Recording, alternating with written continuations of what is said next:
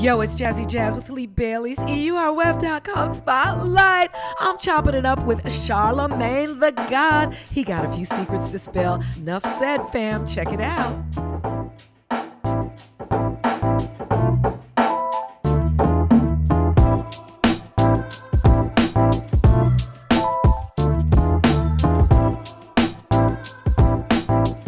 Yo, it's Jazzy Jazz with Lee Bailey's EURWeb.com Spotlight. I am chopping it up with the one and only Leonard McKelvey and the beautiful, gorgeous sister Rachel Edwards from The God's Honest Truth, airing Fridays, Comedy Central. Yo, fam, if you haven't checked it out, it is hilarious. It will keep you weak and woke, because I'm always laughing when I'm watching that joint. So welcome and congratulations. Thank you, Jasmine. I love your energy. Your energy pops through the screen, by the way. Big aura, big aura. Thank you. Well, okay, so when I heard Leonard, I was like, okay, who is this cat, right? Is this the softer, gentler Charlamagne, because we all know you, like, you're the dude who called Drake pretty albino girl and had him feeling a way about that. You made Little Mama cry, and you were wrong for that. You shouldn't have made Little Mama cry. That wasn't me, though. That was kind of wires were crossed right in that moment. Yeah. And I feel you on Post Malone. You called him a cup of mayonnaise that smells like beer and cigarettes. That's the edge. So I was like, well, who is this cat Leonard? And then I heard you talk about Facebook. You called him Satan's anus. He ain't gone nowhere. So who is Leonard? He ain't gone nowhere. Satan's anus, what? So look, talk to me about who this cat is, Leonard. And Rachel, of course, I want you to talk about the vision of the show. That's a great question. For me, when I hear the name Leonard, it keeps me grounded. So that's that's a tool I learned in therapy. Because when I hear the name Leonard, I hear my grandmother, I hear my mom, I hear my wife, I hear close friends. There's just something about the name Leonard that keeps me from being a caricature of myself, because, yes, sometimes, when you are having the success as Charlamagne and you're reading what people like about you, right? Like all of those three things that you mentioned, I'll be like, well, damn, let me give them more of that, but honestly, man, I got to a point in like 2016 where I had all of this success and I just wasn't happy. Like, I just honestly was not happy. I've always dealt with panic attacks throughout my whole life. But, I was really dealing with like bouts of depression in a real way. So it's like I started going to therapy to do the work on myself, and it's hard to have those type of feelings towards individuals now, because I understand that everybody's dealing with their own traumas and everybody's dealing with their own hurt and everybody's just trying to do the best they can. So, it's kind of hard to have those opinions about individuals. So to your point about Facebook, yeah, I would rather go at institutions. Let's go at the big fish. Let's go at white supremacy. Let's go at, these institutions that are really keeping their foot on our necks. You know what I mean? Like, that's what's up. I don't have no reason to like really be getting at people unless they're doing something that's just detrimental to society. What an interesting evolution. And Rachel, I know I want you to chime in. You're the queen behind it all. So give me real quick your vision on it. Yeah, I think our vision was really to be fun, fresh, classic, but also impactful. And so while you hear things like, Satan's anus and maybe like, we got a cracker counter, there's real substance behind what he's saying. And so you come in and you laugh and you enjoy yourself. It's Friday night, but then you really walk away with takeaways and something that you learn from it. So, and I think we've been doing a good job weaving that. Yeah, no, I love the show. I totally F with it, like, for real. But I want to go back to, I want to commend you, Charlamagne, on your courage to talk about their mental health journey, because that's a big issue in our community. We all need some mental health help. And I look at your journey, it's so amazing. I mean, you were trapping when you were a teen. You even did a little time in jail. You then got into radio, but you got fired not once, but a few times. But you kept getting up 4 times. What?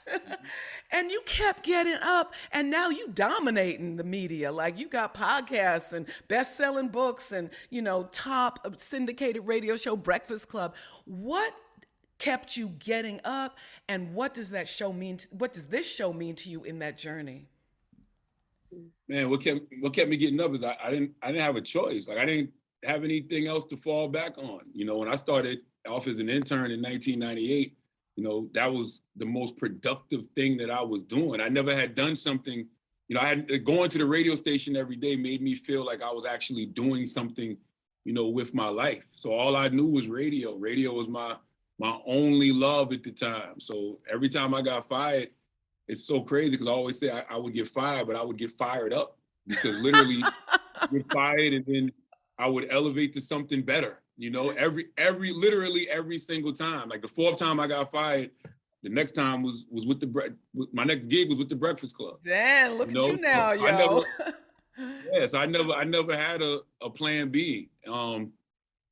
Yeah, I never had a plan B, and it's always crazy. Even when you was just saying all that stuff just now, it's just always so surreal. Like, who she was talking about? Oh, she's talking about me. Oh yeah, I am doing all of that.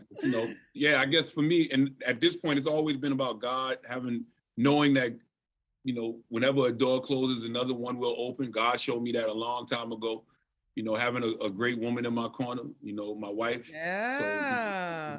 But let's talk about that, because you're in your mental health journey. What would be your top 3 apologies for your past life? Oh man. Top 3 apologies. My wife, my parents, and to myself. Wow, that's heavy. Probably myself first, but I got to myself last. But definitely my wife, my parents, and myself. You know what I mean? Because my wife's been with me for 23 years, right? So it's just like she's been with me.